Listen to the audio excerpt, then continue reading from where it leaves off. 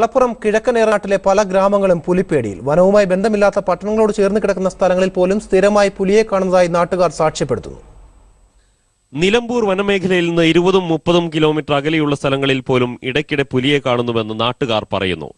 എടവണ്ണ പത്തപ്പിരിയത്തും പാണ്ടിയാട്ടും പത്തിരിയാലിലും കോഴിപ്പറമ്പിലും കാരക്കുന്നും എളങ്കൂറുമെല്ലാം പുലിയെ നേരിൽ കണ്ടവരുണ്ട്. ഓരോ ദിവസവും കൂടുതൽ സ്ഥലങ്ങളിൽ പുലിയെ കണ്ടതായി മൊഴികളും തെളിവുകളും വരുന്നു. നാട്ടില് പുലി ഇറങ്ങിയെന്ന് പറഞ്ഞുകൊണ്ട് വൈകുന്നേരം രാത്രി ആളുകൾ കണ്ടിട്ടുണ്ടെന്ന് പറഞ്ഞതിൻ്റെ അടിസ്ഥാനത്തിൽ ഫോറസ്റ്റുകാർ അതുപോലെ പോലീസൊക്കെ വന്ന് തെരഞ്ഞ നാട്ടുകാരും ഒക്കെ ഇവിടെ തെരഞ്ഞിട്ട് ഒന്നും കാണാൻ പറ്റിയിട്ടില്ല. പക്ഷേ 2 ദിവസമായിട്ട് ഇപ്പോൾ അടുത്ത ദിവസമായിട്ട് തന്നെ കാരക്കുന്നും മഞ്ചേരി ഭാഗത്തൊക്കെ കണ്ടതായിട്ട് ആൾക്കാർ പറയുന്നുണ്ട്. ഇത് ജനങ്ങളൊക്കെ വളരെ അധികം ഭീതിയിലാണ്. കാൽപ്പാടുകൾ പരിശോധിച്ച വനം ഉദ്യോഗസ്ഥർ പുലിയാണെന്ന് ഉറപ്പില്ലെന്നാണ് പറയുന്നത്. ഒരു പുലിയും പട്ടിണി കിടക്കില്ല, ഇറച്ചി മാത്രമേ കഴിക്കുള്ളൂ. ഒരു സമയം 5 കിലോ എങ്കിലും ഒരു സമയം ഭക്ഷണം കഴിക്കണം.